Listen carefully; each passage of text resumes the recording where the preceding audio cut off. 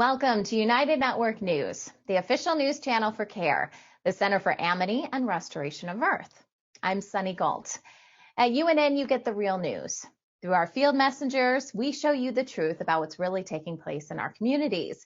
We also bring you stories to help you remember who you are and why you're here, as well as regional stories that impact the people. And our World Situation Report reveals what's happening throughout the multiverse. We are here to restore Earth. In the U.S., it is Wednesday, August 21st, 2024. These bright-colored trees are sure to attract anyone walking or driving by. You'll find them in Romania, where people are coming together to raise awareness about deforestation. And in British Columbia, these beautifully painted rocks can be found on a trail connecting Canada from sea to sea. The workplace is changing. The top-down control structure will soon become a thing of the past. Learn more about the changes headed our way. Australians are taking big steps to protect against work burnout and mental health issues with the new Right to Disconnect legislation. And could textbooks in South Korea soon be powered by AI? Some parents and education experts have expressed concern. This is Calen Messenger for United Network News. Here's a look at today's Field Messenger reports from all around the world. The Artland project Garden of Paradise in Romania aims to raise awareness about deforestation by transforming a forest into an artistic display of tree paintings. UNN Field Messenger Monica highlights the project's development and mission. Hello, this is Monica from Romania, Field Messenger, reporting for United Network News. When it comes to our forests and their trees, you may be familiar with those dreaded painted red X's on their bark, which signifies those trees will soon be cut down. In Romania, more and more trees and entire forests are disappearing at an alarming rate. Despite the public effort to combat it, Romania has lost more than 10,000 square kilometers of forest due to illegal deforestation. In response to this, the European renowned glass artist from Romania, Mihai Țopescu, decided to initiate a project called Artland, the Garden of Paradise. Țopescu, along with 30 volunteers, wanted to create an artistic manifesto against everything that happens with deforestation. The team painted more than 600 trees in all colors, using a special eco-friendly paint that does not damage the bark of the trees. It does keep pests away, lasts for up to 6 years, and birds are attracted to the bright and cheerful colors. A road passes by the forest, and many people stop their cars here to admire the colorful trees. Țopescu said that coloring the trees was aimed at turning the forest into a space of meditation, reflection, and self-discovery. Thank you for listening. Bye. In British Columbia, Canada, visitors and locals can add their own painted rocks to a trail that connects Canada from sea to sea. UNN Field Messenger Annette shares her unique addition to this local trail. Hi, this is Field Messenger Annette, coming to you from the trails of Hope, BC. I just finished painting a few rocks to put down on a very unique trail just moments away from the two meetings of the Coquihalla River and the mighty Fraser River. These rocks are painted as a part of an addition to rock that will be placed in a row to connect Canada from sea to sea. So's the hope. This is the Falkor, the Good Luck Rock Dragon. This is my contribute. And along these community trails, the collection of these really unique painted rocks are really inspiring during this time. So the mighty Fraser River and the Coquihalla, Falkor, the Good Luck Rock Dragon rocks. So we made it to the Falkor Good Luck Dragon site, where you can add a painted rock and see how long it gets. It also says you're free to take. Thank you, Hope and Yale Rock Club. We've added our pieces, and I'll just show you this beautiful artwork. And I think it's important to play it forward, pass it on, and show everybody how much we care. And for now, that is the tail end of Falkor. We want you to become a UNN field messenger. These are everyday people just like you who want to make a difference in their community. You don't need any special training or equipment. Just use the camera on your mobile phone and show us what's happening in your area. You send us your videos and our production team will create the report for you. Our website is up and running at unitednetwork.earth. You can submit your Field Messenger reports directly through the Field Messenger tab at the top of the page. You can also email your reports to our email address at fieldmessenger@unitednetwork.earth. Hey, I'm Kirsten from Switzerland. This is Wayne from Tucson. Hi, my name is Desmond from Ghana. I am Claudia from Dawsonville, Georgia. I'm Mikey from Pretoria, South Africa. Hi, I'm Steve McGrath, Fort McMurray, Alberta, Canada. People from all around the world are coming together. Happy day, beautiful world. We are here in a rather small urban garden, and this video is just to show you the joys that we've had in this garden with electro gardening. When news happens in their area, they show us what's really going on. We have people in the streets protesting for and against. At United Network News, our field messengers are changing the face of news. This is Field Messenger Helen reporting with nature, and I'm going to talk to you about the bees again. Take the next step in restoring our planet. Become a UNN Field Messenger today. Hi, I'm Stephanie from South Africa. If it's going to be, it's up to me. If it's going to be, it's up to me. It's up to me. It's up to me. It's up to me. It's up to me. It's up to all of us. We're UNN, and we're taking back the news.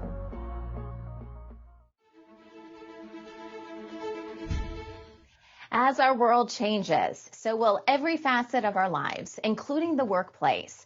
We're going to see many changes happen in leadership. Control from the top down is going away, and it's being replaced with leaders who empower and support employees in a more collaborative environment. Karen Sherwood is a business and career consultant whose mission is to awaken the human spirit, empowering individuals to live their true purpose while utilizing their unique gifts.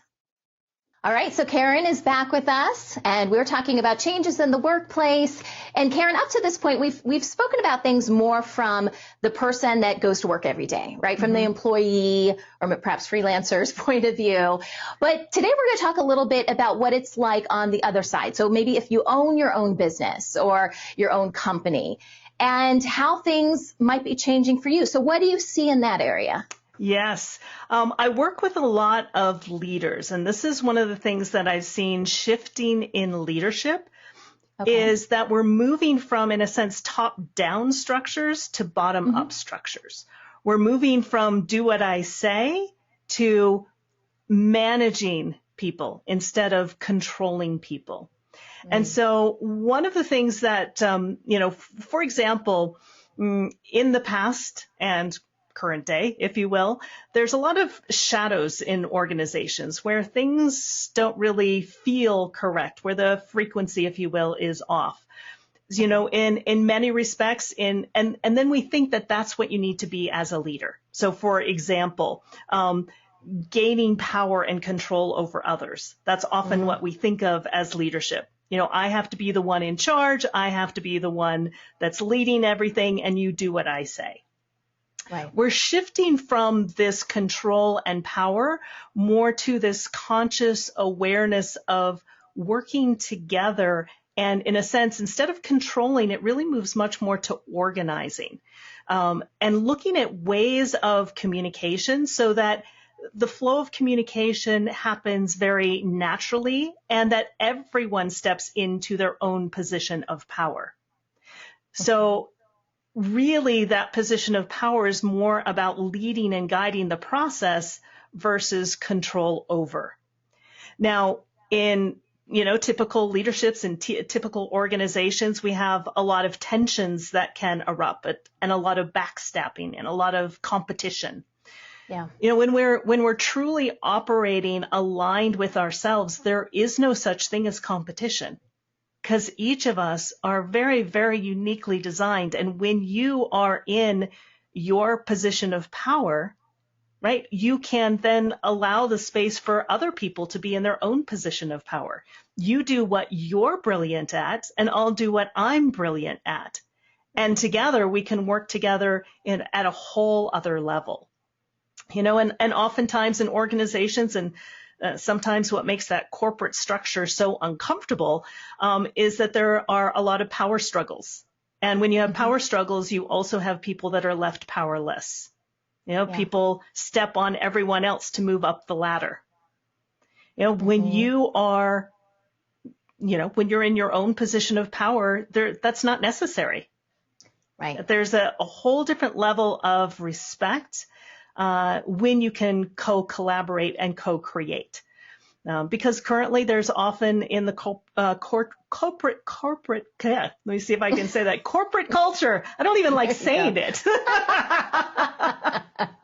You neither. But within that corporate culture, it always feels like there's a fighting to survive within the construct. Yeah. As opposed to thriving. And again, breaking down that barrier between work and, and fun. Work can be fun, and we can work together in a completely different way that we can, when we're working together in a sense as a team, when we respect everybody's own individual sovereignty as well as ourselves, when we trust everyone else that is going to make decisions that are correct for them, we can let them do what they're brilliant at. And it allows us to do what we're brilliant at, and everyone thrives. Yeah. Yeah. And be comfortable and confident in that, because you don't have to be good at everything. Exactly. Rarely are we good at everything. I mean, we multitask, but that doesn't necessarily mean that we're doing any of those jobs, to the best of their ability. And I also think that leaders have this really cool opportunity now to be this catalyst, so that if you're working with people that maybe haven't realized, maybe haven't stepped outside the box, but noticing, hey, this person could be really good at XYZ. I know I've done that in some of the projects I've worked on, and people are like, you want me to do what? I've never done anything like that. I'm like, but I see the potential in you being able to do this. Exactly. Maybe you're not there yet and believing in yourself, but I believe that you can do this. So I think, this is an opportunity for people, if you guys are watching, that you're in those kinds of positions, to allow people, that you work with to step it up a notch, to let them know that now's the time, and to give them that added boost of confidence in doing so. Exactly. And it's creating the roles around the individual instead of creating the roles and trying to fit the individual into that role. It's a completely different way of approaching jobs and leadership. In West Africa, a nonprofit initiative called SHE is enabling girls to access education by providing school uniforms that can adapt to their size as they grow.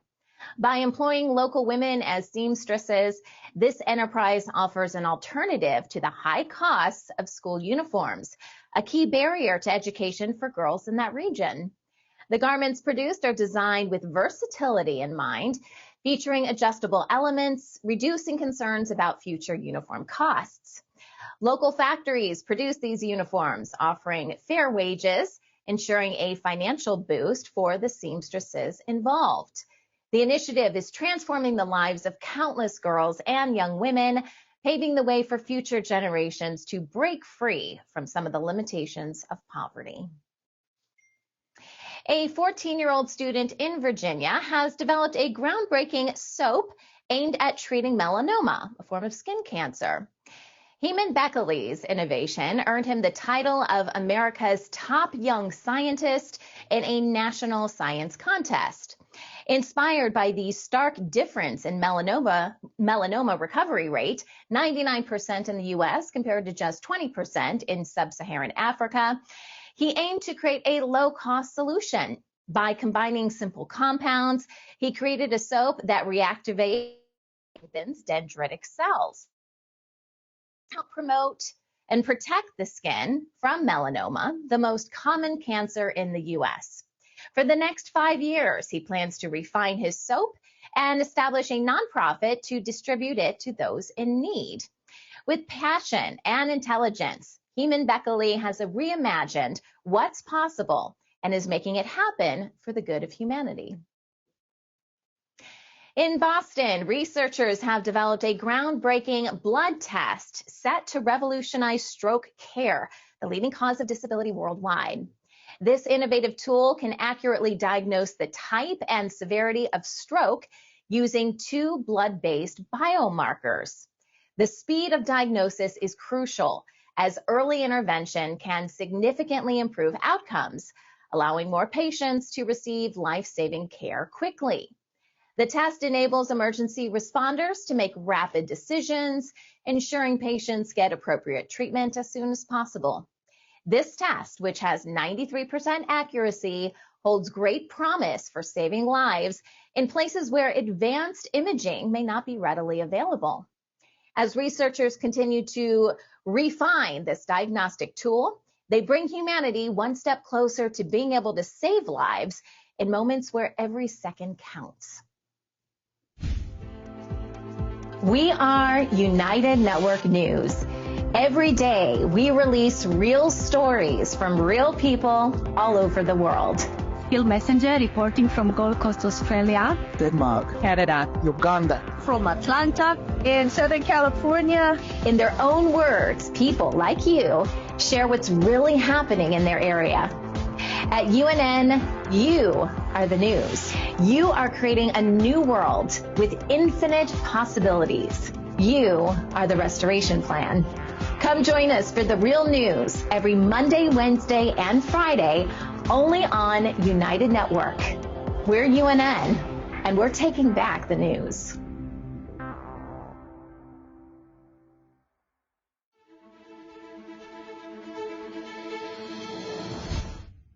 Unions representing judicial workers in Mexico have launched a nationwide strike before legislative votes on proposed judicial reforms.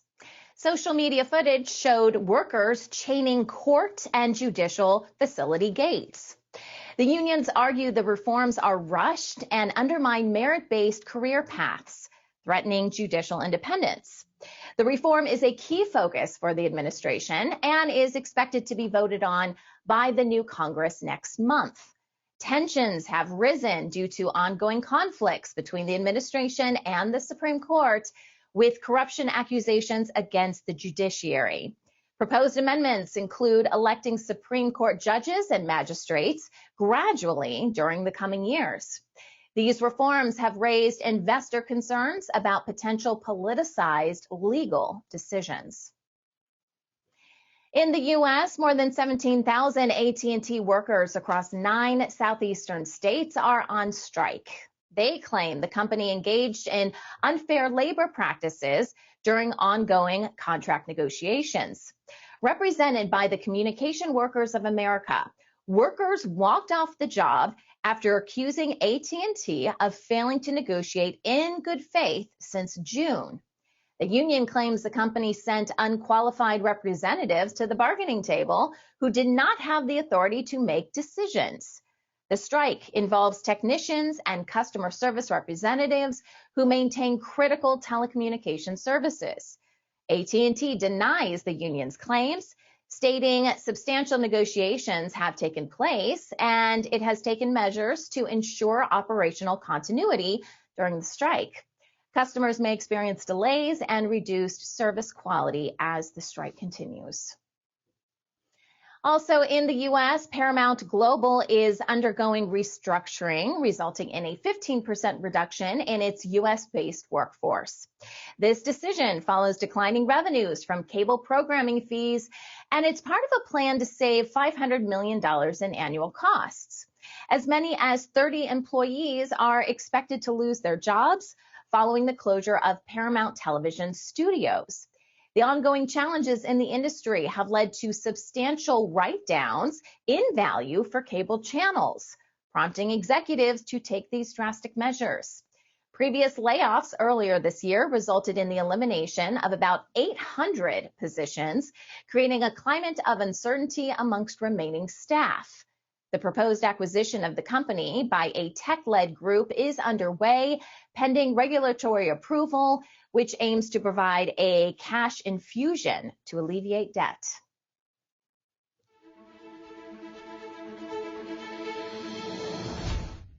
Australia is taking significant steps to address workforce burnout and mental health issues with proposed right to disconnect legislation.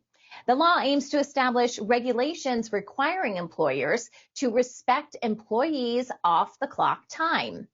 Research shows companies with right to disconnect policies report improved well-being and job satisfaction levels, with more than 70% of workers viewing these regulations positively.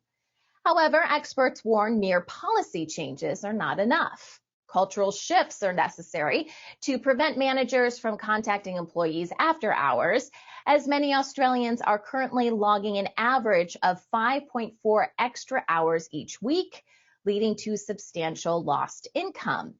Researchers emphasize the importance of setting personal boundaries, recommending that employees turn off notifications and remove work emails from their phones.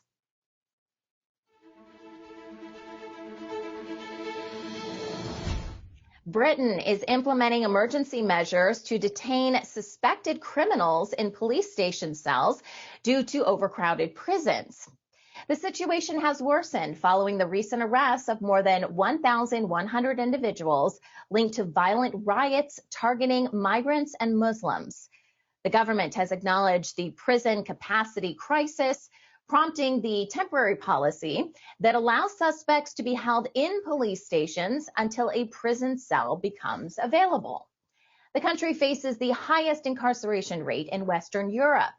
The rising prisoner numbers is attributed to longer sentences, court backlogs, and new rules requiring serious offenders to serve at least 65% of their sentences.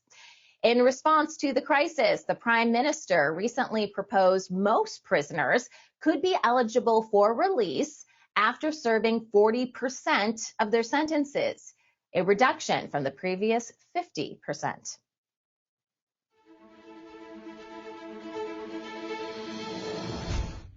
Morocco's king has pardoned nearly 5,000 individuals convicted or wanted for charges related to illegal cannabis cultivation. The country, known as a significant producer of cannabis, has permitted the cultivation, export, and medicinal use of the drug since 2021, but recreational use remains prohibited. The pardon aims to encourage farmers to participate in the legal cannabis industry, improving their earnings and living conditions. The harvest is expected to increase this year as more farming permits are issued. About 1 million residents in northern Morocco rely on cannabis as a primary economic activity, which has been traditionally cultivated and consumed in the region for generations. The legalization aims to enhance farmers' incomes and reduce their vulnerability to drug traffickers. Taxi drivers in Kenya's capital are struggling due to a price war amongst ride-hailing companies Uber, Bolt, and a local startup. With fares dropping to unsustainable levels, many drivers are setting their own higher fares. Some customers agree to pay more than the app's suggested fare, despite Uber's rules against such negotiations.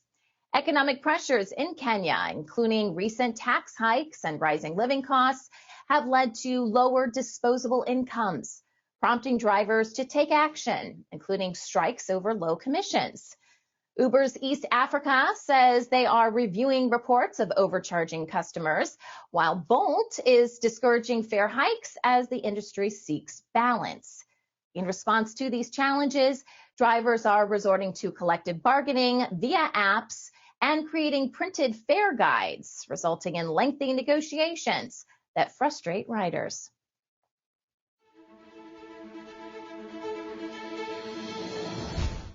Internet slowdowns have hit Pakistan during the past few days, with speeds dropping to less than half of normal capacity. The disruption has affected millions by hindering personal and business communication, causing issues with emails and messaging services for professionals and the public. The Pakistan Software House Association warned the ongoing issues could result in a $300 million loss to the struggling economy, accusing the government of implementing a national firewall. Internet service providers indicate businesses are unable to contact international clients effectively. Despite government assurances, no new restrictions have been imposed. Many are skeptical, seeking clarity about the slowdown's cause. Digital rights activists are demanding accountability as the government attempts to resolve the issues without providing clear explanations. South Korea is planning to introduce AI-powered digital textbooks in schools. The initiative has raised concern amongst parents and education experts over children's excessive screen time and potential misinformation. The education minister has emphasized the need for this technology to transform the traditional education system, which relies heavily on mechanically learning. The textbooks launching next year for children older than 8 will be personalized to match different learning speeds. Students will also get digital literacy classes to use AI tools responsibly. Critics argue the proposals are being rushed without considering the implications on students' overall well-being. While some teachers support the move, hoping AI can better engage students, more than 50,000 parents have signed a petition arguing caution.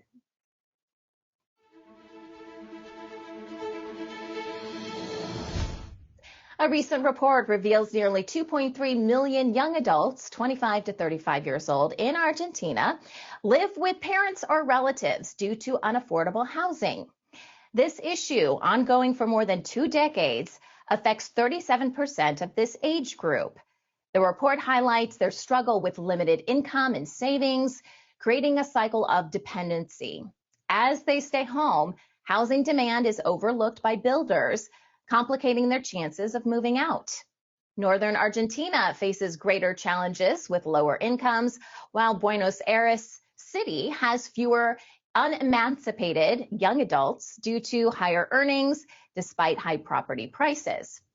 This housing crisis also overlaps with reports of more than 1 million children facing daily food insecurity, highlighting broader social issues affecting youth and families in the country.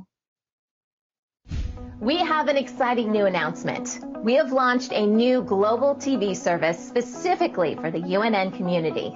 Thousands of live TV channels, 60,000 movies on demand, over 30 languages, and live sports from around the globe. Between all the separate streaming services and cable for live TV and sports packages, it could cost well over $200 a month. But now with United TV, you can have it all for only $15.99 a month. Go to unitedtv.org and check it out. Get so much more for so much less.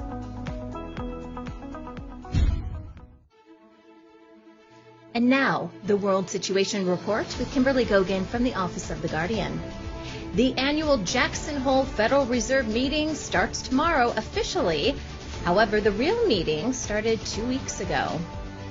Rothschild-owned and run FEMA declares it is bankrupt and will only be able to provide minimal services. The world is a changing place. More on how humans were used as batteries. All this and more on today's World Situation Report. And now here's Kimberly Gogan with the Office of the Guardian. Hi, Kim. Happy Wednesday. Yes, it is. Happy Wednesday. The week is half over. Not like that means anything, but it makes me feel better sometimes, you know? Okay, good. I'm glad. Lots of stuff going on this week. It's going to be a bit busy, both on, let's just say, the deep state work front and on our front. So I wanted to talk a little bit about kind of all of that. Mm-hmm. Okay, number one, the official Jackson Hole Federal Reserve Economic Forum starts tomorrow. Okay. So this is when the actors come in and start talking on TV. But as you know, like all meetings, they start a couple of weeks ahead of time. Mm-hmm. So during these couple of weeks is when all of the operatives show up and fixers and, you know, and they start making different negotiations based on the upcoming year. Mm-hmm. Normally what would have happened is the orders would have come down along with money from the coven level as of the full moon the other day. And so there would be something to actually talk about. But in this case, there are no orders, there is no money, so they're negotiating anyway. There's approximately about $6 trillion worth of corporate there's $6 trillion worth of corporate contracts on the table right now. Okay. Those are for, you know, it could be they're selling electronic equipment to the government, or it could be another government somewhere, not just U.S. You know, it could also be infrastructure contracts, military industrial complex contracts, airline contracts, these types of things. So those things have been pre-negotiated. There is also, when you include all of the central bankers and their fixers that have been there for a while, you're looking at well over $100 trillion being promised. Yeah, and they were all expecting that money to show up on Monday, worst case Tuesday, which was yesterday. Since there is no money and there is no movement forward in any way, shape, or form, they've now said, well, you know, worst case Friday, possibly next Monday. I know, yawn, yawn, yawn. But,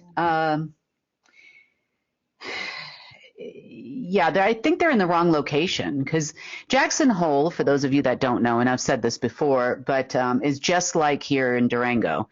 It's just more for the Order of the Dragon side of things than in here it was more of the Black Sun side of things. So two different groups, kind of. They used to always work together. But if you were looking for money for the following year, that's where you would go.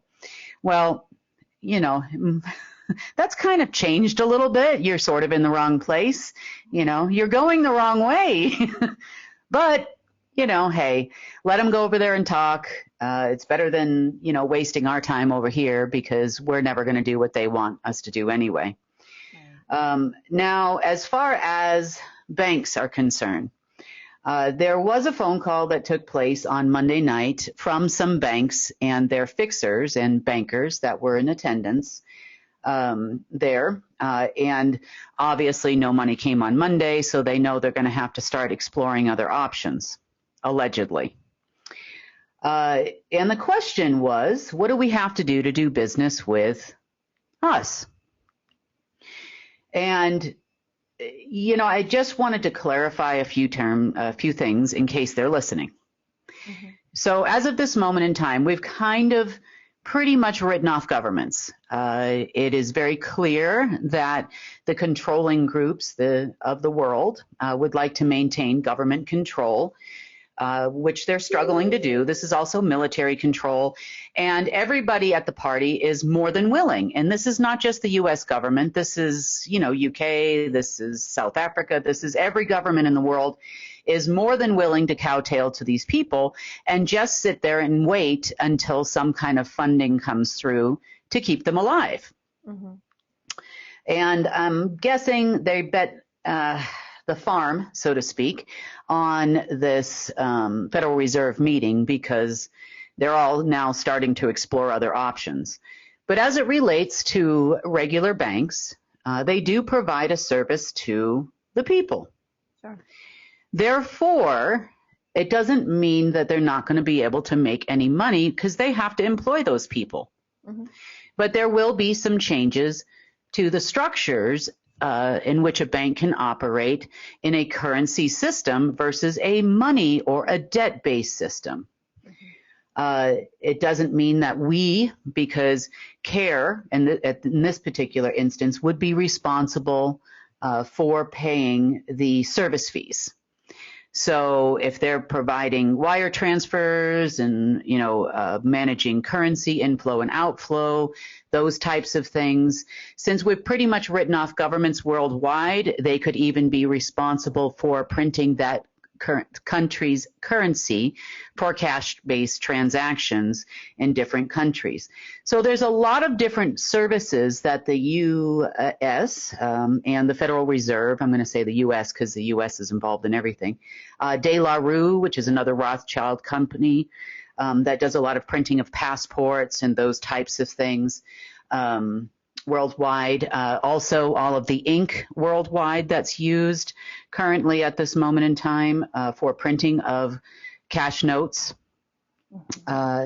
is also a Rothschild creation, predominantly owned by a company in Switzerland. So it's called MICR. So there's a lot of changes that need to be made in the world if we don't have governments. And the banks could fulfill some of those needs on behalf of CARE and the Office of the Comptroller of Currency, which is me. So there are services that they are probably not familiar with, at least not in the last couple hundred years since the days of the U.S. continental dollar. But we can revive some of those services and use some of the larger worldwide banks to take on some of those responsibilities for a fee. Now, that would make more sense to me than trying to figure out a way to have the Fed continue. Because the Federal Reserve is worldwide, and they manage, or used to have the contract to manage currencies on behalf of governments. And from our standpoint, when we were utilizing Alpha and we were not in a golden age, we would provide all the allocation numbers and validate them through human computer networks so that they would have their currency validated, be it digital on deposit or, and I'm not talking about cryptocurrency, I just mean numbers you see on your bank screen, or physical in your hand. So it's time that we kind of start thinking about a creative way now to distribute actual cash, because a lot of countries use cash in hand as a transactional for about 80% of the transactions in the country. So we need to figure out a way to do that. Now, if the banks don't step up and do that, then we will find another way to make sure that that happens. But for now, we do have a backup plan for that. I'll just leave it at that. But for now, these are some of the things, if banks are calling and wanting to know how they could fit into a world with us, we're kind of giving that over. But I will say the first topic of conversation that we will have with any bank is you do not have genetic shareholders anymore, meaning those family members that are currently profiting off of the banks and off of the people, claiming that they have been a part of your bank since the beginning, and they were the ones that granted you the gold to start your bank before we went off a gold standard, and or provided you with assets, allocations, and these types of things to run your banks. Now, that is no longer the case. It actually never really was the case because all of the money always came from Alpha. But none of the people on the Alpha side of things ever got any kind of genetic shareholder seat or anything like that. But it's time now with Golden Age programming and the repository that there are people that will be in charge of managing those situations. And we've discussed possibilities of people that could be in charge of managing those situations, which are well qualified. And those would become what you call the shareholders. They would hold seats on the board, that type of thing. And a lot of these people have been in the economic industry, let's just say, for years, decades.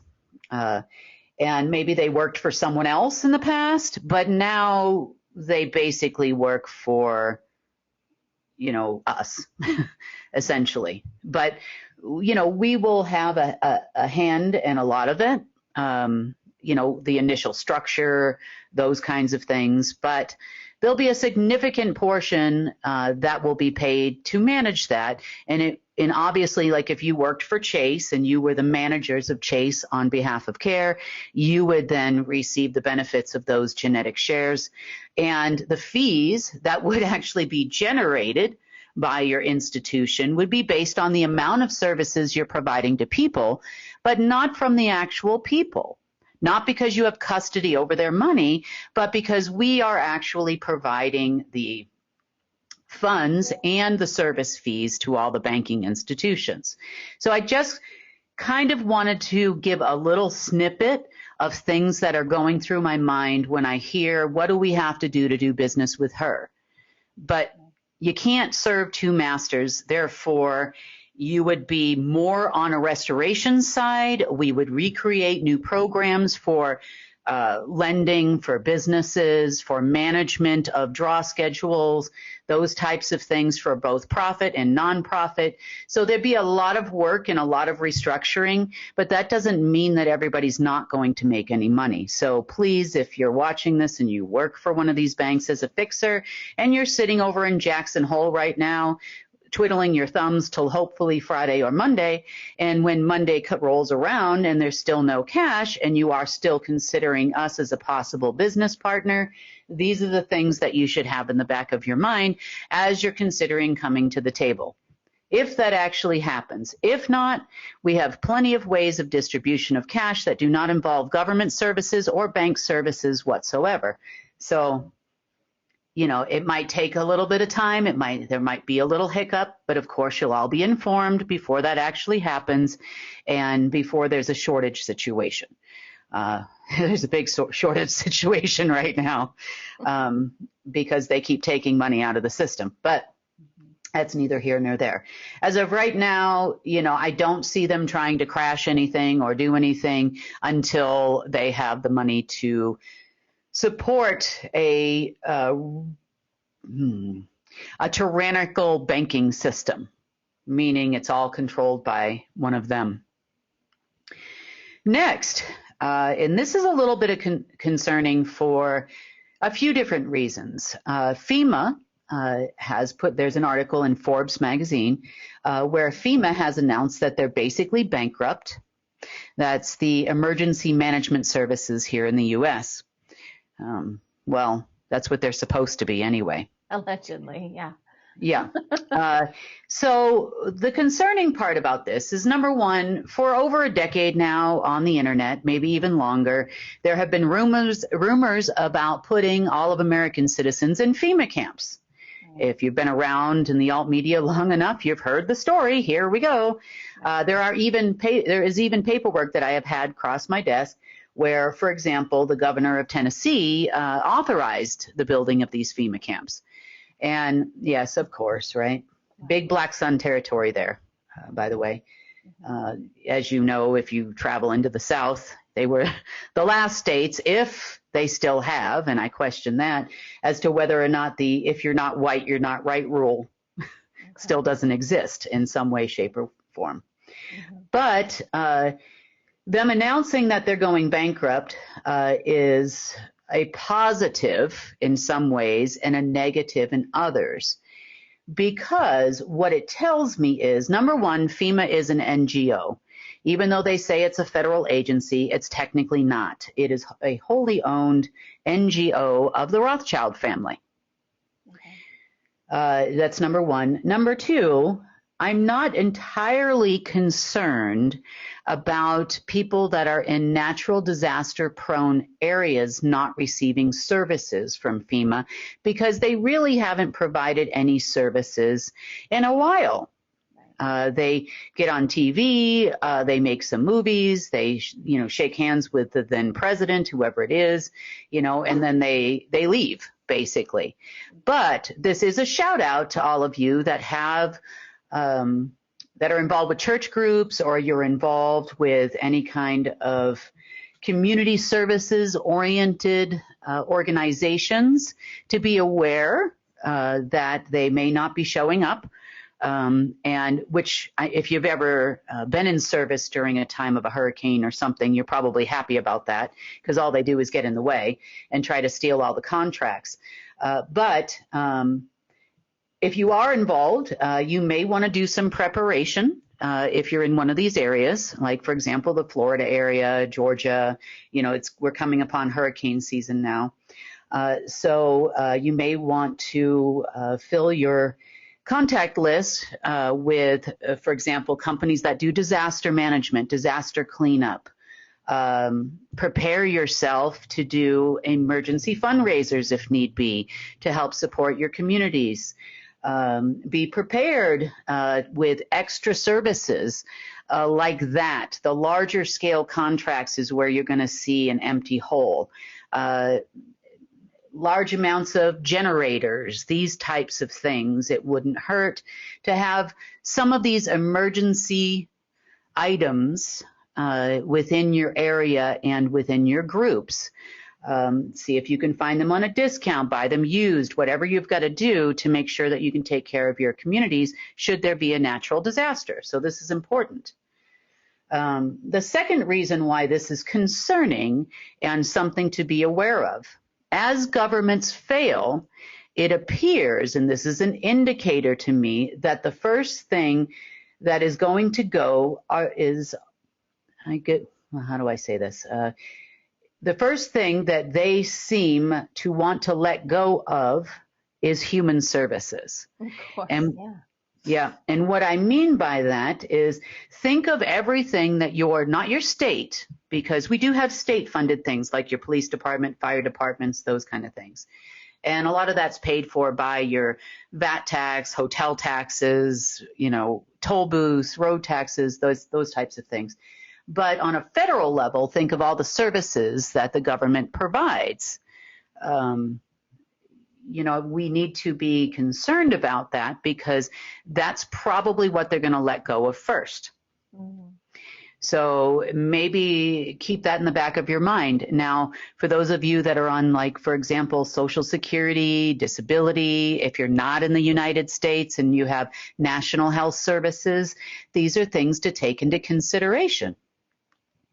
Now, one thing, and it's someone I had talked to a couple of years ago during the pandemic, one thing, if you are in a state or a nation that has national health services, to consider is a lot of people, nurses, doctors, and otherwise, lost their jobs or chose not to accept jabs, and therefore are employed in other lines of work because they are still requiring said jabs.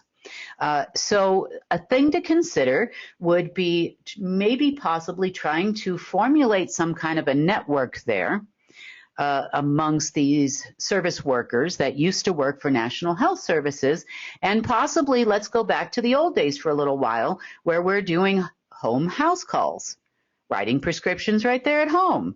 Yeah, we ran a story on that. Was that Monday? We ran a story about that becoming more and more popular. And people being more open to the possibility of home health care. Yeah. Yeah. And I mean, we used to do doctor's visits at home for a long time.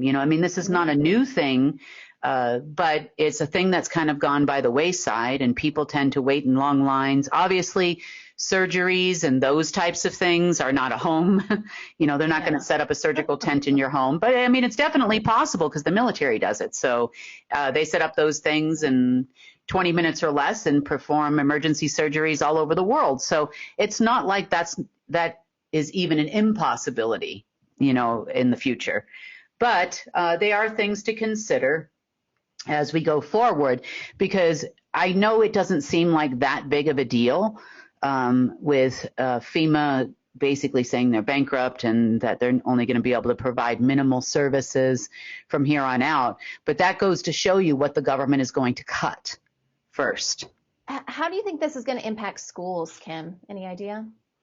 Well, the education departments are predominantly in the U.S., they're state by state. I can't speak for every country, even on a university level. So you're probably going to see less of an impact there. We've already seen quite a bit of impact in the public school systems as well.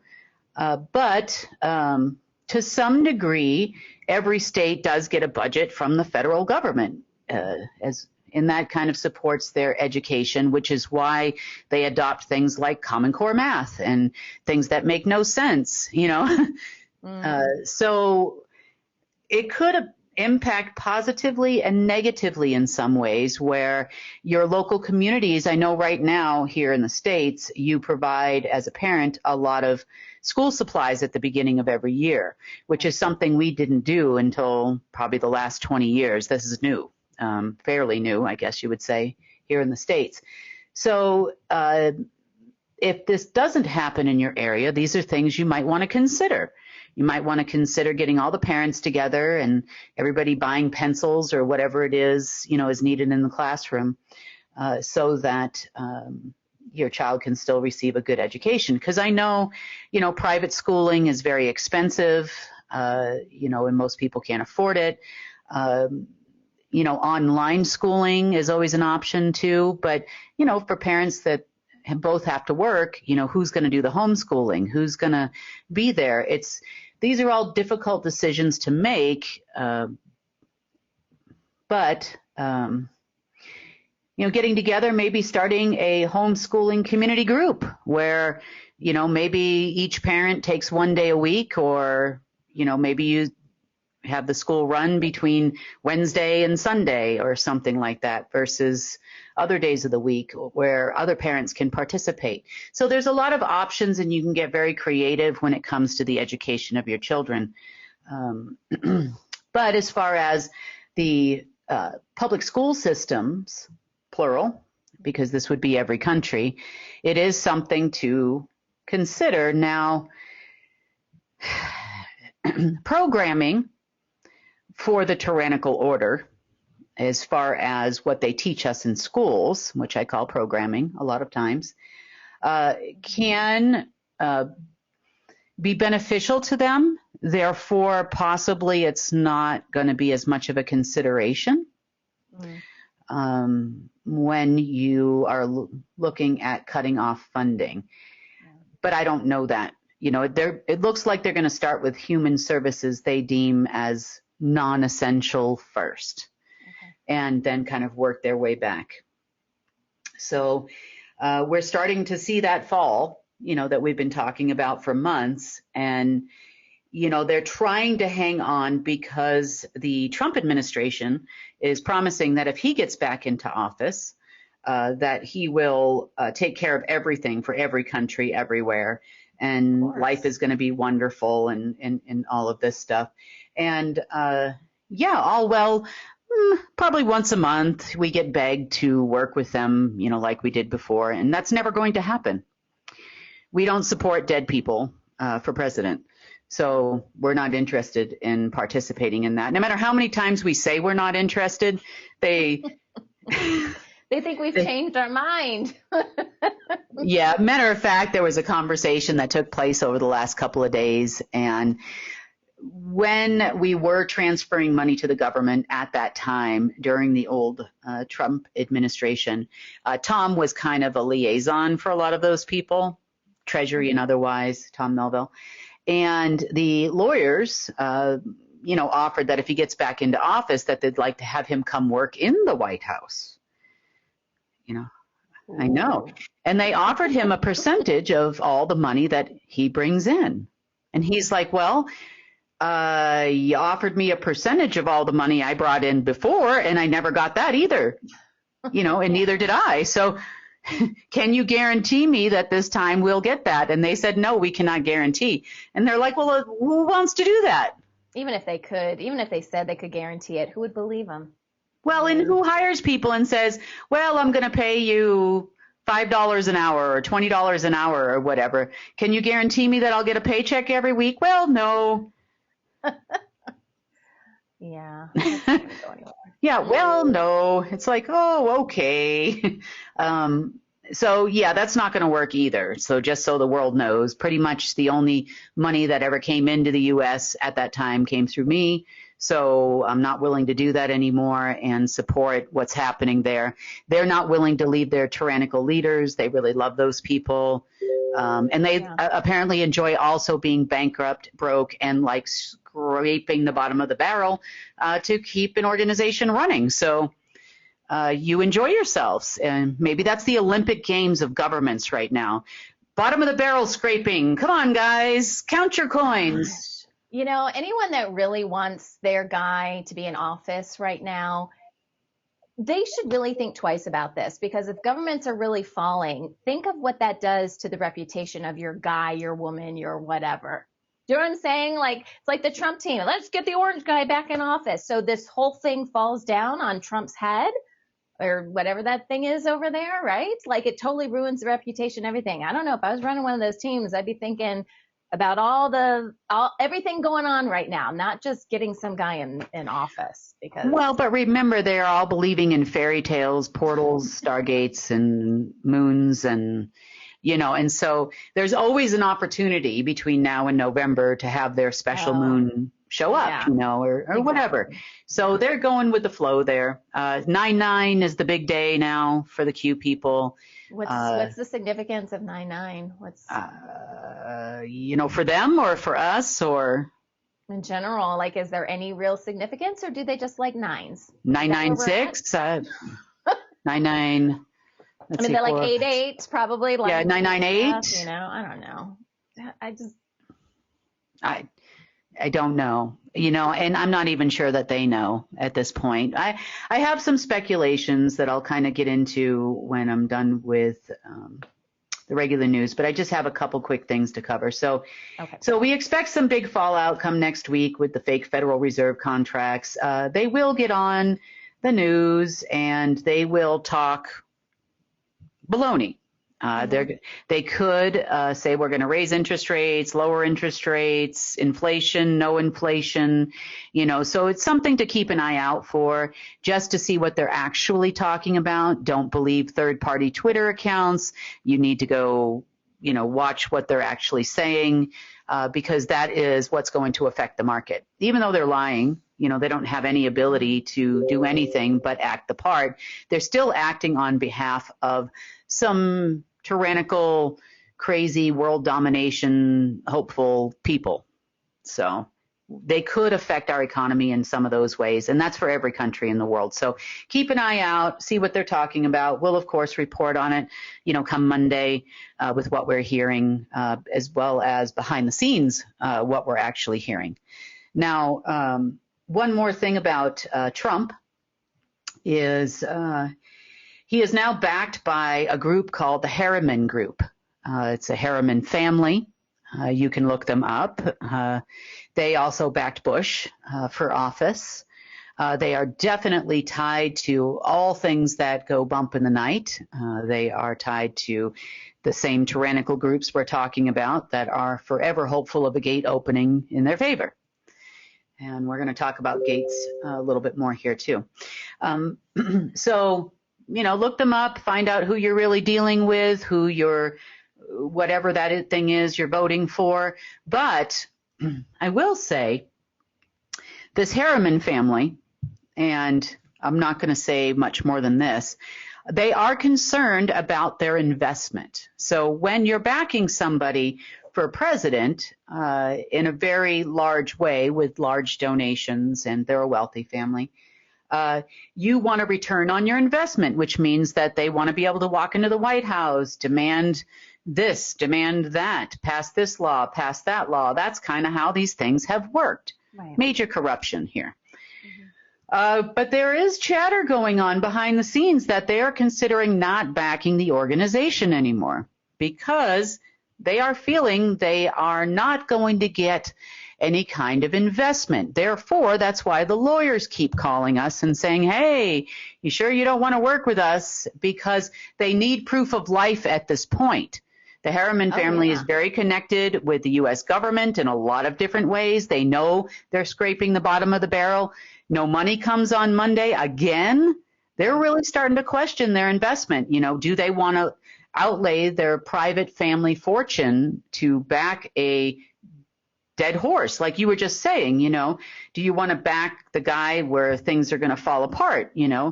At this point, unless there's a solution, that is a bad investment all around. It doesn't matter who you are. It doesn't matter which candidate you're backing. At this point, it's a bad investment. Football season is now. Don't miss the action. Get all of your games in one place. At United TV, don't pay an arm and a leg to keep up with the action. For as little as $15.99 per month, you will get it all. With multi-screen viewing, make this season your winning season. Go to unitedtv.org and sign up today.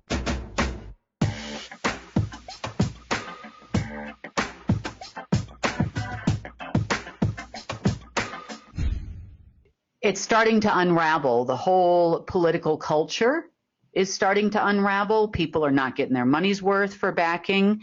Then, of course, the corruption that goes along with that.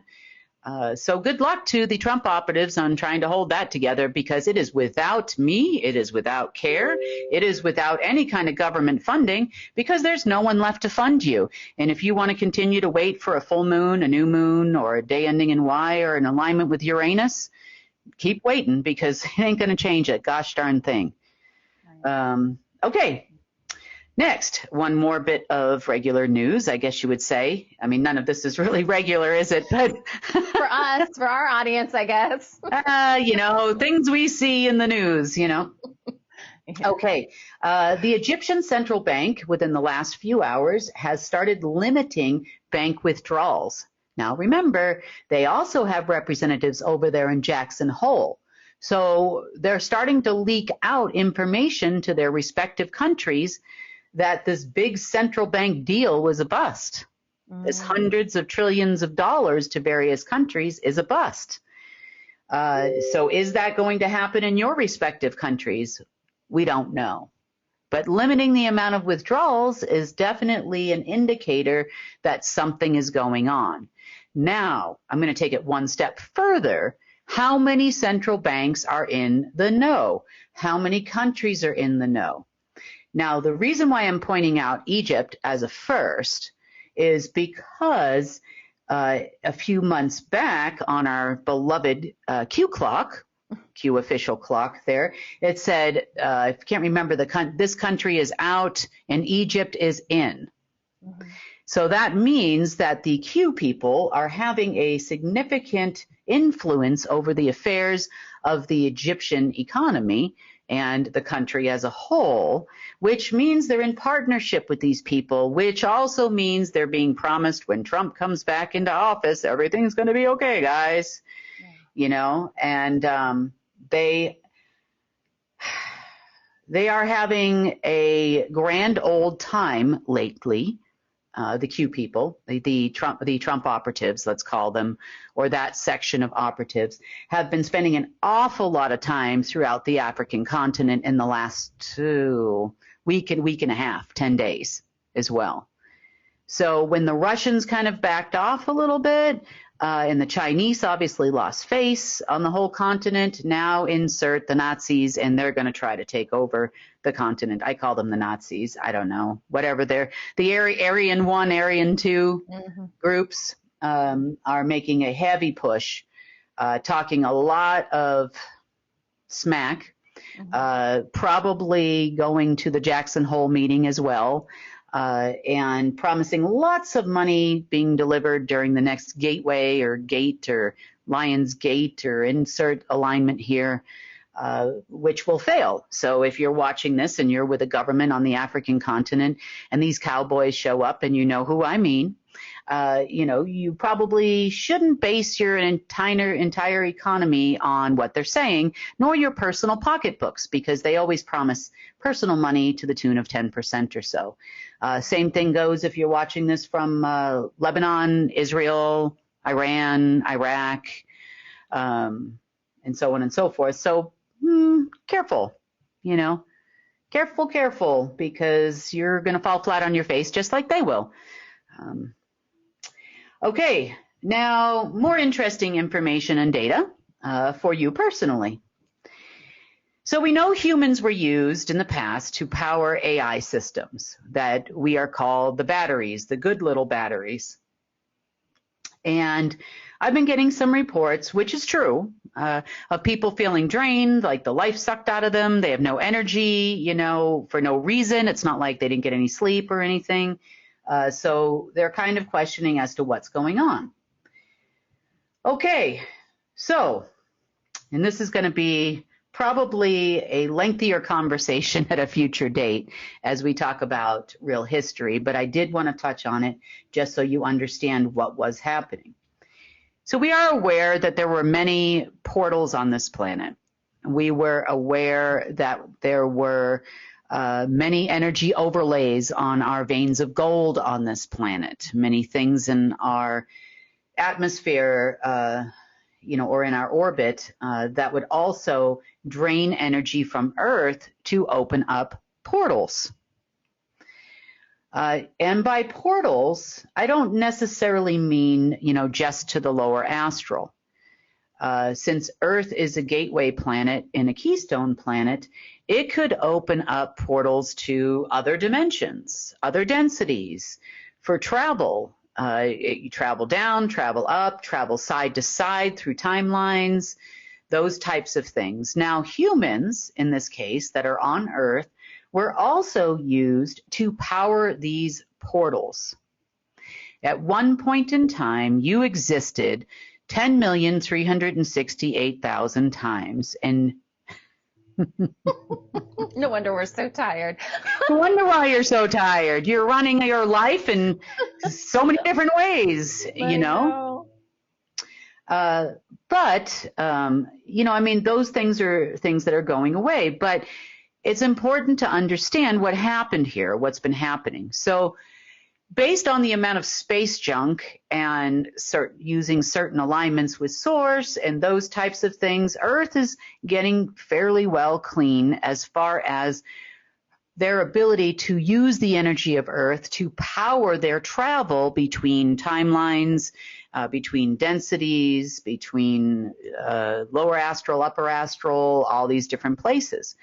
So the most recent situation that has been happening, and I'm going to say it's been off and on since November of last year, but it's really gotten strong in the last couple of months, is when they do try to open a portal to another location.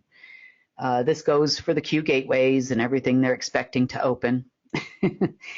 They actually, in part, come through you. So it's not a direct, like, 0 point Earth. It opens the gateway and then they come up through Auschwitz or, some of the other portals on Earth, Silverton, Colorado, or in China or in the Middle East, in Turkey or Lebanon, which they've tried. They now actually are using, or were, because the technology doesn't exist anymore, using technology to pull the life force out of you to open the portal on the other side, and then whatever they're trying to bring in here, in part, will come almost through your solar plexus on an etherical level, and then transmute itself into matter, which then becomes additional space junk on this planet, which they think is going to help them. I know. I'm trying to wrap my head around all this. I know. I've also had some really weird dreams that weren't dreams, right? Like, you were somewhere else. Yeah. And I'm trying to figure out if this plays into that too. I had a couple really weird moments last night that I can recall, but one was specifically, I felt like I had this deep state general in my ear. Like, I could hear him, like if you had, like a headset on and you were talking back and forth with someone, although I wasn't actually talking to him, but I could hear him giving instructions. Yep. And I started messing with him. He got so mad because I don't know if you knew it was me but I was messing with the connection somehow. He was like, F and F. I mean, it's like cussing up a storm. But I somehow interfered with something that he was trying to do. I'm trying to figure out if that's like related to what you're talking about. Well, and remember, they count on the fact that you're not aware because you're supposed to be sleeping at this time. Yeah. Now, here's another little interesting factor about sleeping during, since now they're trying to use us. And remember, this version of the deep state, what we have left, is not really adept at doing this. So it's not a shock. Well, it's not a shock to me that they were shocked to find out you knew what they were doing. Yeah. And remember, certain people are just prime batteries, so they head for those people first. Yeah. Especially ones that are known to travel on their own. Right. So, not last night for me, but it was the night before last. Okay. Is when it was nuts. Just absolutely insane. But an interesting little tidbit with this new SourceGate, thing we have now, is sleeping. Let's talk about sleeping. So they use your sleep time or nighttime, for two reasons. Number one, they use nighttime because in the past, it would be more... Dark portals would be more available because, they're always looking for something in the dark, of course. But also because as a human, when you're now being used not only as a battery, but also as a Stargate portal, you are using less energy. It requires less life force for you to exist during these times. Okay.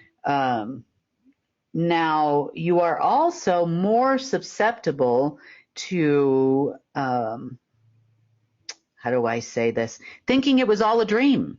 This isn't really happening. Wow, I just had the weirdest dream that I had, General whatever, trying to drag me down a hole to this other world, or contact an alien race through myself. And this is weird, So the shocking factor for them, for you, Sunny, was probably that they're like, oh my God, she knows. She's listening to this whole conversation. Disconnect. Yeah. And I was doing other astral travel last night, so I don't know if that was like honing on me, but I had some crazy places I was last night. Yeah. It was like part of my whole experience last night was this deep state general in my ear. He was so mad at me. Well, now, okay, I'll touch base on the sleeping thing because this is something you might find rather interesting as well. So when you're laying in your sleep with your solar plexus, obviously we know where the solar plexus is, and you're laying flat on your back. Your solar plexus is in alignment with the earth. Okay. No matter where you are, and in alignment with 0 point earth, and then therefore in alignment with source, and in alignment with the veins of gold. So as hard as it is for some of us to sleep on our back, that's the reason why people tend to fall asleep in this position. They feel calmer in this position. When you are meditating, people like this position. This is mainly as of late. Okay. And of course, connecting to the earth or sleeping on the earth would even be like more ideal. There's nothing in the way. Not to say everybody needs to go sleep outside, but just giving you kind of a clue. But here's the interesting part.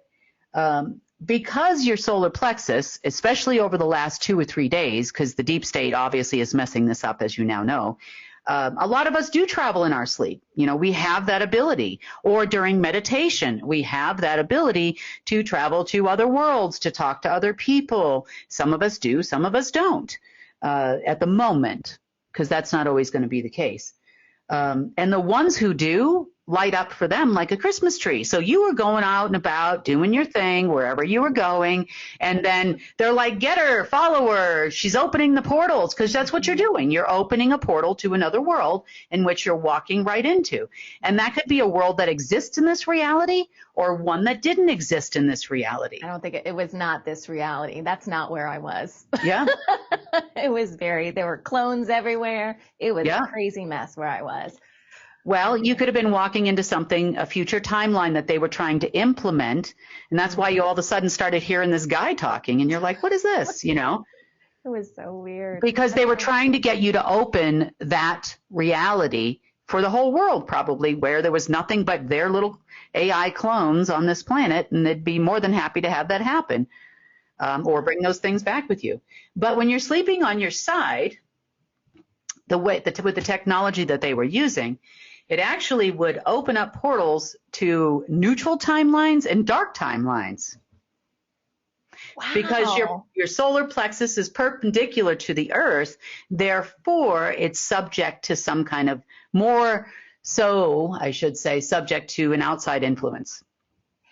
You know, weren't we always taught we had to sleep on our right side? Isn't that like what they kind of teach you, that that's better for alignment or whatever, or is that just some deep state nonsense? Well, they say it's, if you're sleep on, like when you're pregnant, they tell you that too. Sleep on your right side, not your left, or whatever it is. There's other religions that promote sleep on your right, not your left, the left and not your right. I mean, which one is right? I have no idea. But the only thing I can say is with the technology that they're using right now, what it appears is that they cannot interfere when you are connected with Earth and with Source, meaning laying flat on your back. But the second you roll to the right or roll to the left or are standing in a different way and that alignment is not there is when they try to get you to open up to all these other worlds. It's really weird. And that's funny last night too, because I was going back and forth, and I don't usually have an issue with like where, how I go to sleep or whatever, but I was like tossing and turning, and I was like, well, maybe I'll try my side. And maybe that's when it happened, because I was trying to sleep on my back, and for some reason it just wasn't comfortable. Yeah. And maybe they're like, she's on her side. Go, go. Go, go, go. Get her now. Oh my God. I know. Crazy. Anyway, just interesting information about portals. This technology has been somewhat used by humans for a while, although it has existed for a long time. Currently, the way that it was being used, because the main facility is not there anymore. Your general that you were talking to last night, I don't think you're going to hear from this person anymore as of this morning. I know. Conversation.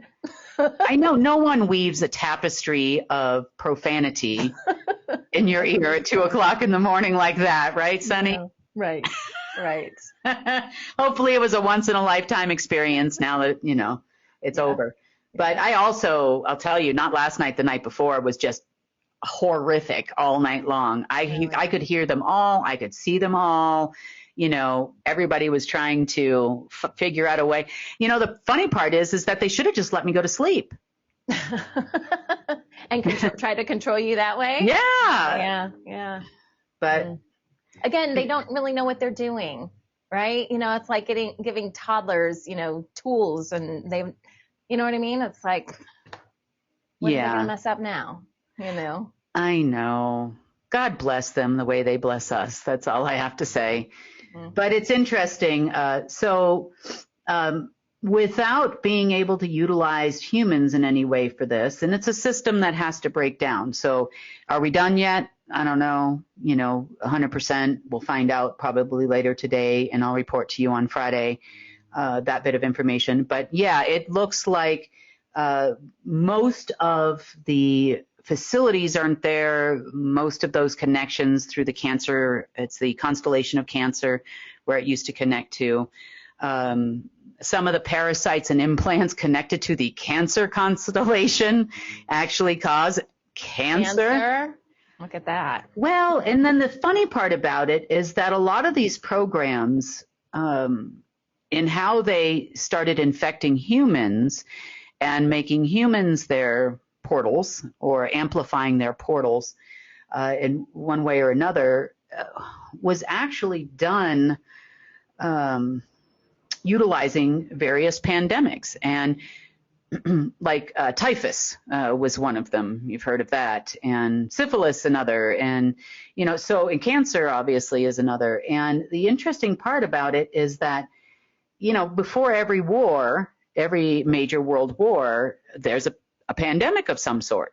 It could be a flu pandemic. It's been, World War II. It was actually the same virus, not norovirus. coronavirus of some sort, was the one that, or right before World War II. So, right before the war, there's some kind of a pandemic, we get some kind of infection, some kind of portal opens, we have a world war, and then the world has changed. Is that because they're opening portals? Are they getting help? Is it opening portals to Omega?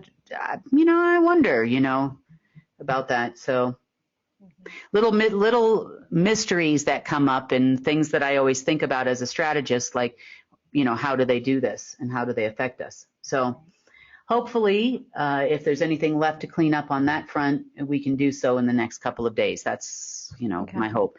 But they're not able to use us anymore, so that's a positive thing. So no more generals in your ear.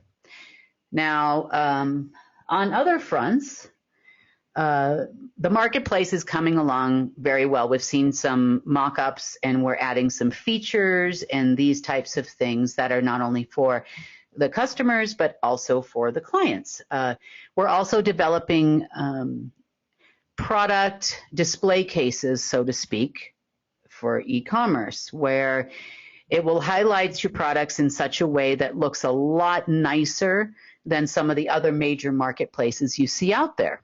So we're going for something that is a little bit more elevated, that makes your products look more attractive, neutral colors so we don't distract if your product has colors to it, those types of things. The customer experience, we're really going for something positive there as well that you don't find on other sites. More communications, more direct communications with the vendors and technologies, being able to set up appointments locally and online for things. So I'm really happy with that. But I had a question for all of you. So if somebody wants to get on our social media, on our app, and post the answers to this, I'd really like to hear it. So number one, these are the three things that we'll probably start out the header with. Number one, tell us one thing that you like about shopping on your favorite marketplace, whatever that is. Meaning, you've got eBay, you've got Amazon, you've got Poshmark, you've got Mercari, you've got lots of different ones out there depending on where you are in the world. Alibaba for some, for commercial uses. So tell us what you like. Favorite experience, a feature that draws you back there time and time again. And then something you don't like. And then one thing, these are just one sentence each, so we can gather some information. One thing, if you were to create your own marketplace for multiple vendors, please also define if you're coming from a vendor standpoint, someone who sells, or you are coming from a customer standpoint. And if you are a vendor, you can also do a customer profile. If you're a customer, you can also do a vendor profile, like if you do both. So one thing you would like to see in a marketplace that you think would make the difference for you as a store owner or you as a customer.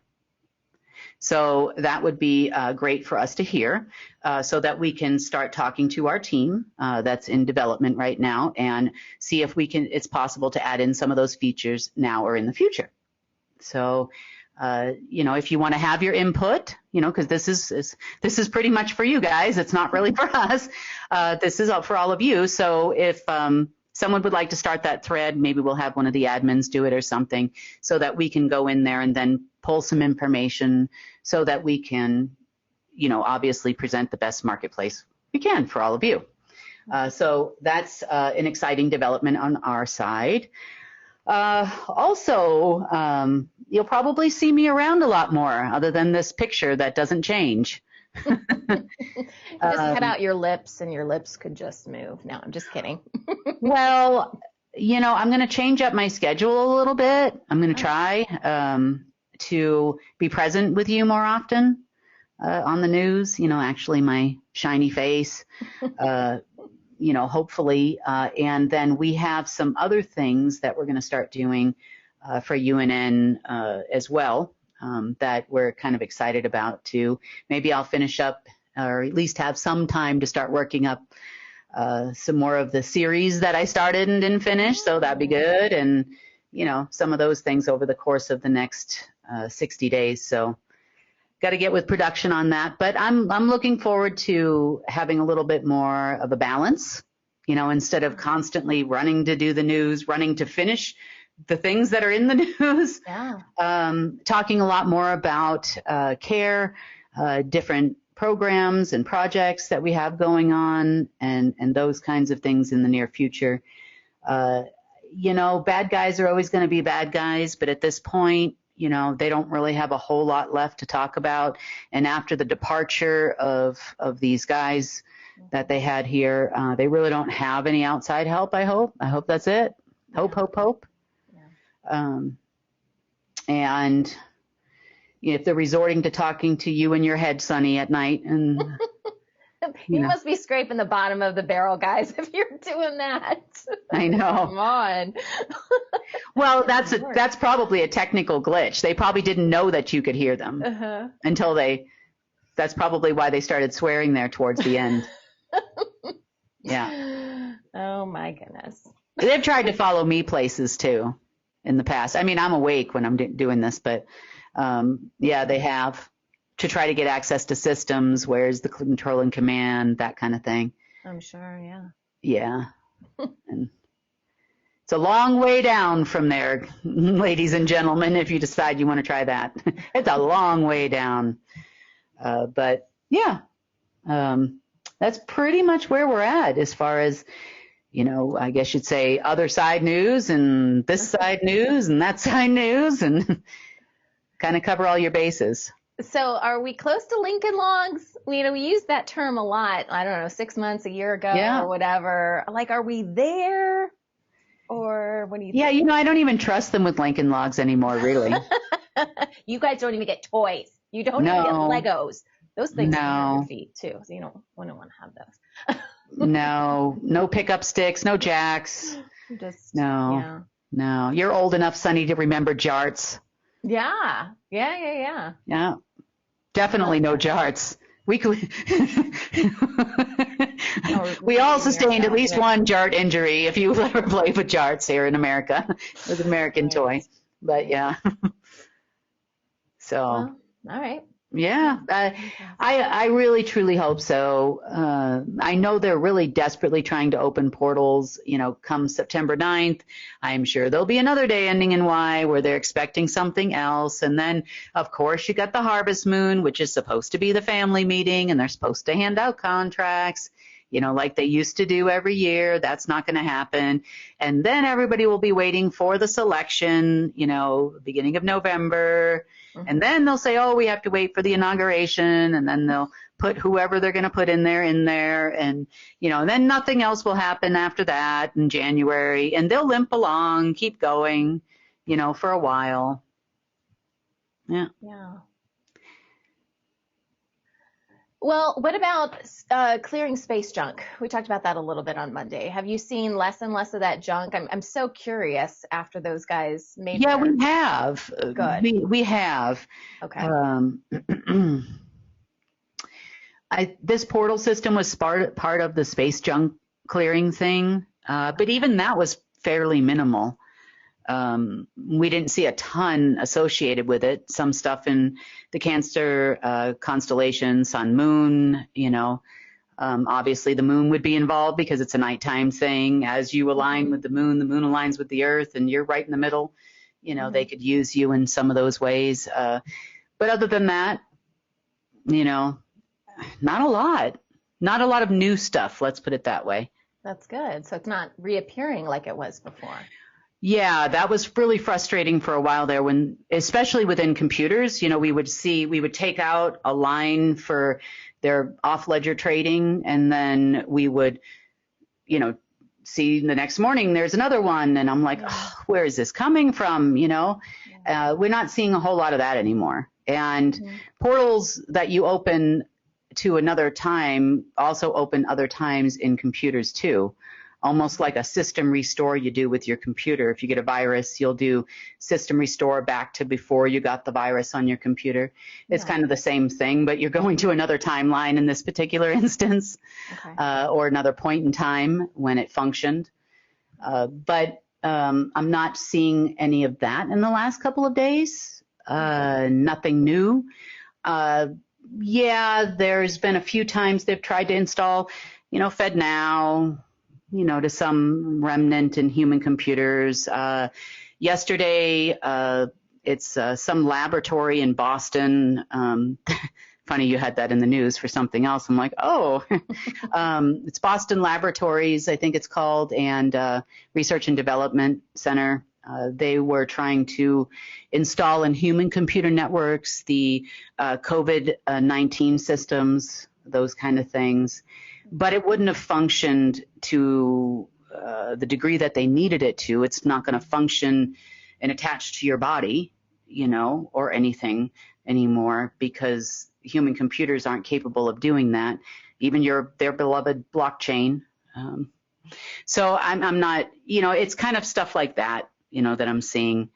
They'll wait until the third day after the full moon and go for it, or they're panicking because there's no money over there and they need to have money by Friday to pay all their people, including Pentagon's expecting money on Friday too, and the rest of the militaries as well. And of course, a little bit of a musical chairs going on in the Middle East. Iran's kind of backed out on the whole World War III attack Israel program for now. They have tried to get the Iranian loyalists in Iraq, called the PMF. I think it's called the People's Movement. And they are talking about attacking American bases again. I don't know. Maybe they convince them they actually have some money. Don't know. There's some talk about that. We went from the Iranian boogeyman to the Saudi Arabian boogeyman to the Russian boogeyman in the last 48 hours since we last spoke for the World War III thing. I don't know. It just seems like they're having a really hard time getting people to go for it without the money. Yeah. So, or, the promises aren't holding up anymore. But you got to hand it to these three groups that are really trying to the Aryan 1 and 2 and, so where are we going to go from here? And I don't know. Do you think they're going to still keep up the Russia-Ukraine war? At one point we said, well, they're talking about wrapping that up, but you won't hear about it for a while. Where do you think that stands now? Well, the Ukrainians are the Aryans. That's why we played that video. Remember, they're all in for the cause. Okay. To create a superior race of Ukrainians, I guess. I don't know. But they're totally still following orders and instructions. Okay. Financially speaking, they have gotten some money. I know that. Not a ton, but enough to keep their propaganda going. And predominantly it has come from the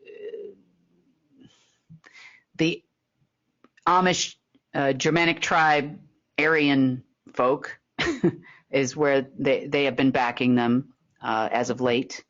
Obviously, there's a deal being made there. They owe them something. So, money is not free when it comes to those people.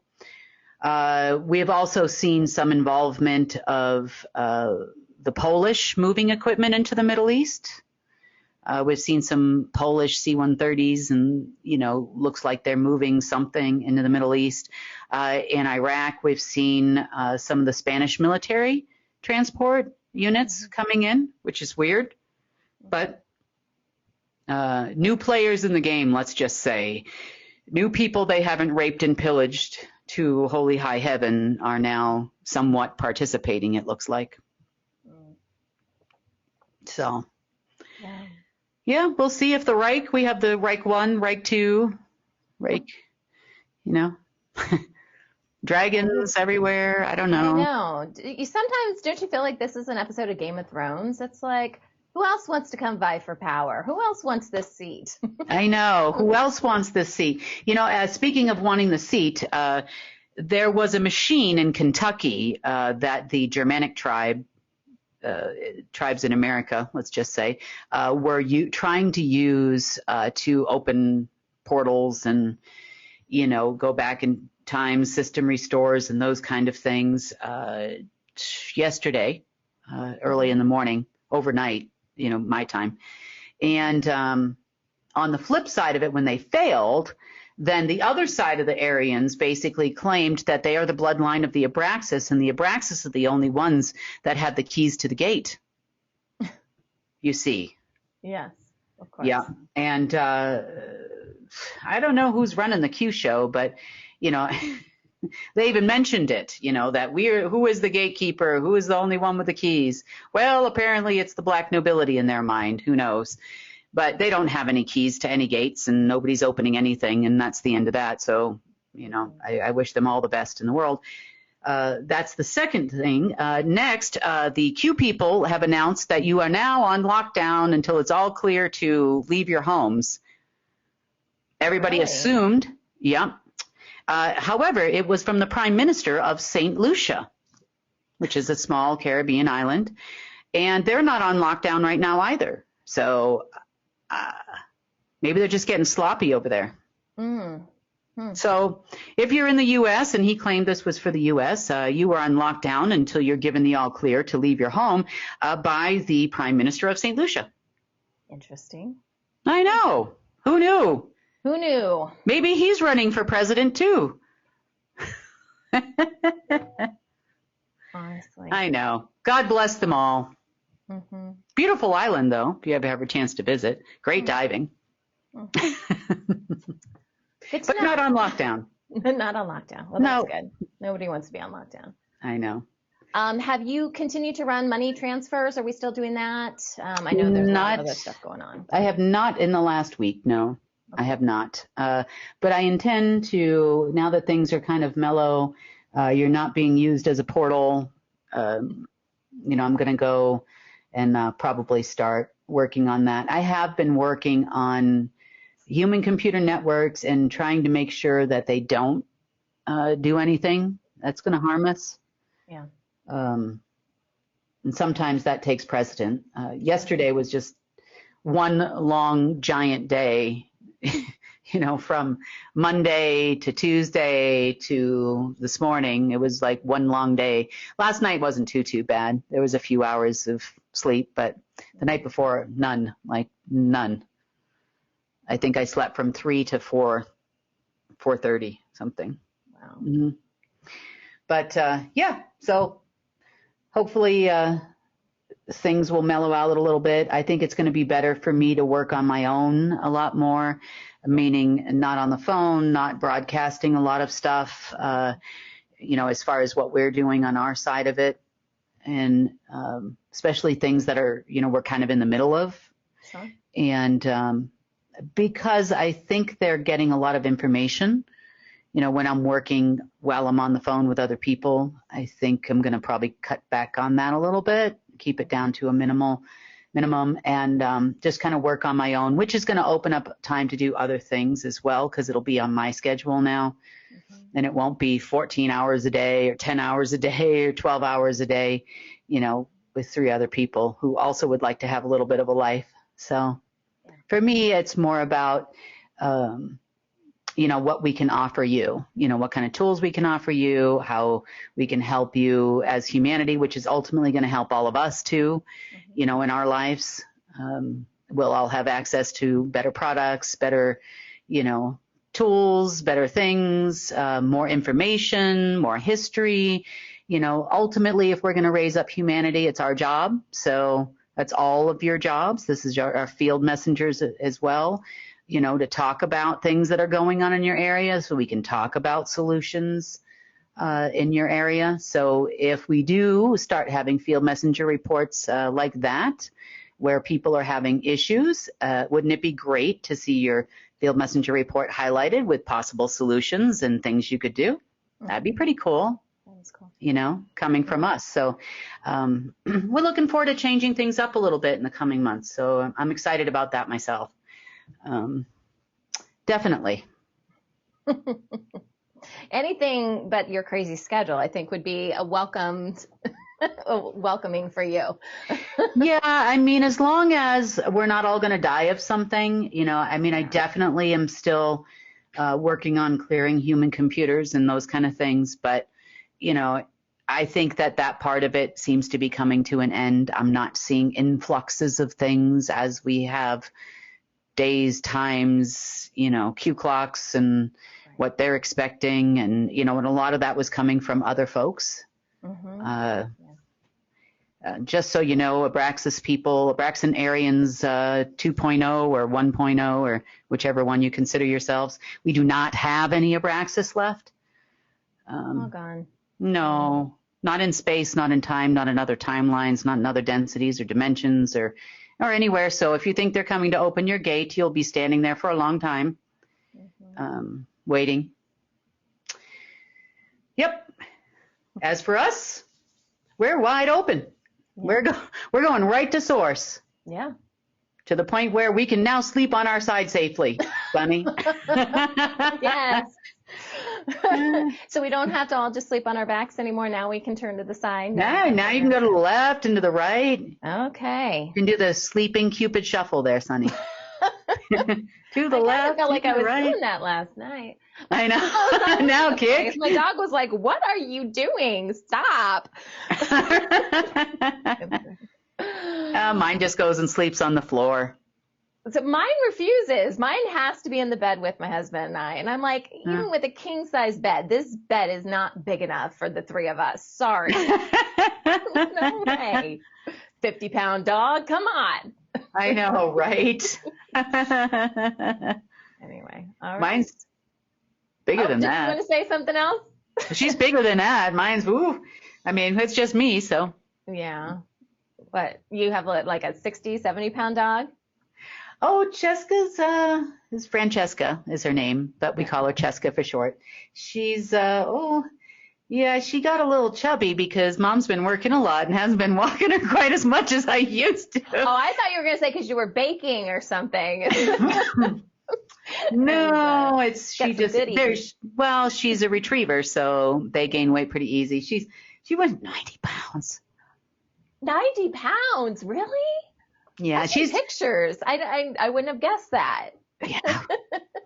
We won't tell anyone that's listening to this news. Well, she's back down to probably about 80. She's lost about 10 pounds now. Okay. But I was like, for a while there, I was like, oh, girl. Cheska, happens to the best of us. I know. It happens. I know. It happens. You gain 20 pounds, you lose 20 pounds. Oh, but she should be probably about 70. Like, that's about the norm for her. So we got to work on it. All right. Well, thank you, Kim. Thanks, Sonny. Have a great day. All right. You too. Want to share news from UNN? Help us change the face of social media and use it for good. Connect with us through our online channels. Our social media team creates clips from each newscast you can easily share with people you care about. That's also where you'll find our UNN Meme of the Day, a great way to encourage critical thinking. Links to all our social media sites are available at the bottom of our website at unitednetwork.earth. Let's change the face of news together. And that wraps up today's news update. Please share UNN with your friends and family. We need everyone to come together and help restore our planet.